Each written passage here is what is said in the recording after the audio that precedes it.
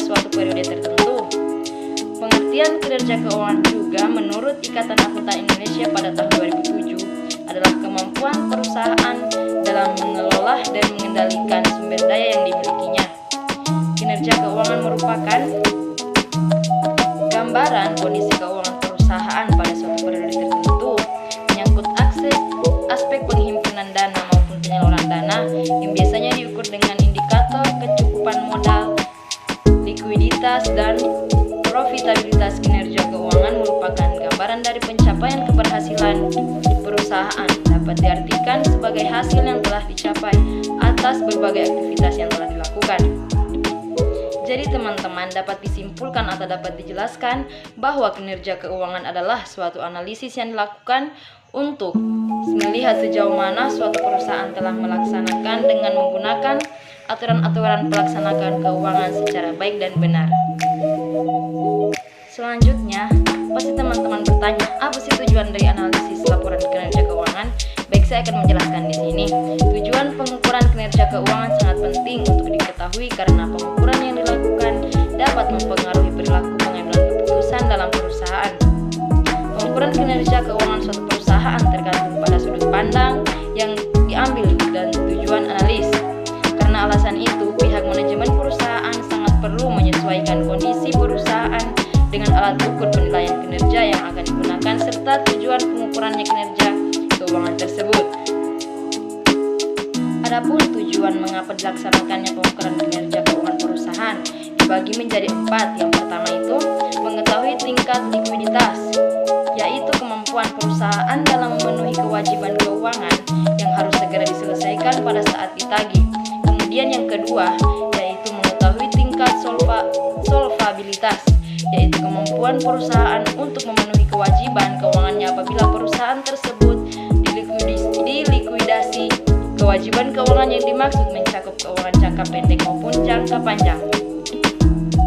Dan yang ketiga yaitu mengetahui tingkat profitabilitas atau rentabilitas, yaitu kemampuan perusahaan dalam menghasilkan laba selama periode tertentu dengan menggunakan aktiva atau modal secara produktif. Kemudian yang terakhir yaitu mengetahui tingkat stabilitas, yaitu kemampuan perusahaan dalam menjalankan dan mempertahankan usahanya sehingga tetap stabil. Baik teman-teman, kita lanjut pada pembahasan selanjutnya, yaitu cara menganalisis laporan keuangan agar keuangan lancar. Di sini telah terbagi menjadi 5 cara, yaitu cara pertama mengidentifikasi karakteristik ekonomi industri, yang kedua mengidentifikasi strategi yang digunakan oleh perusahaan, yang ketiga menilai kualitas laporan keuangan perusahaan, yang keempat menganalisis profitabilitas dan risiko keuangan, dan yang terakhir menyusun proyeksi laporan keuangan. Selanjutnya, tadi kan saya sudah membahas tentang apa itu pengertiannya, apa itu tujuannya, dan bagaimana caranya dalam menganalisis laporan kinerja keuangan. Maka dari itu, selanjutnya saya akan membahas studi kasus yang terjadi di PT Golden Flower Tbk periode 2016 sampai periode 2020. Baik, untuk itu saya akan membahas tentang tujuan dari analisis laporan kinerja keuangan itu, yaitu yang saya ambil adalah likuiditas. Baik, di sini saya akan menjelaskan sedikit tentang likuiditas. Likuiditas perusahaan merupakan kemampuan untuk mengukur bagaimana perusahaan dapat secara lancar melakukan kewajibannya. Cara mengukurnya adalah dengan menggunakan rasio aktiva lancar dan kewajiban lancar. Baik teman-teman, untuk selanjutnya kita langsung saja masuk pada studi kasus. Dari rasio likuiditas dengan jenis current ratio bertujuan untuk menunjukkan segala sejauh mana aset lancar, dan quick ratio bertujuan untuk menunjukkan sejauh mana aset lancar yang tidak mudah dikonversi menjadi uang tunai dikeluarkan dari perhitungan seperti inventory, advances, dan prepaid tax. Baik, seperti yang teman-teman lihat pada tabel di atas, pada tahun 2016 sebesar 119,70%, dan pada tahun 2017 137,07%, dan pada tahun 2018 170,18%, dan pada tahun 2019 sebesar 235,87% dan pada tahun 2020 sebesar 220,72%.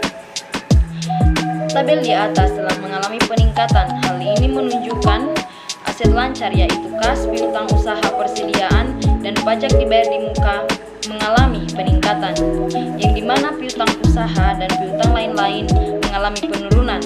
Namun hasil rasio tersebut pada tahun 2020 mengalami penurunan sedikit sebesar 220,72%. Dikarenakan aset lancar yakni kas, setara kas, piutang usaha, persediaan, biaya dibayar di muka dan utang usaha, serta pajak dibayar di muka. Tetapi perusahaan masih mampu membayar liabilitas lancar seperti utang usaha, utang lain-lain, utang pajak, dan utang jangka pendek, dikarenakan masih ada pinjaman kredit dari pihak mitra. Rata-rata rasio lancar PT Golden Flower Tbk sebesar 219,39%, di atas rata-rata industri sebesar 200%. Artinya, aset lancar mampu menjamin liabilitas bahwa kinerja keuangan perusahaan tersebut selama 5 tahun bisa dikatakan dalam keadaan sangat baik. Baik teman-teman, itulah hasil presentasi dari materi saya. Mohon maaf jika ada salah-salah kata. Billahi taufiq wal hidayah. Wassalamualaikum warahmatullahi wabarakatuh.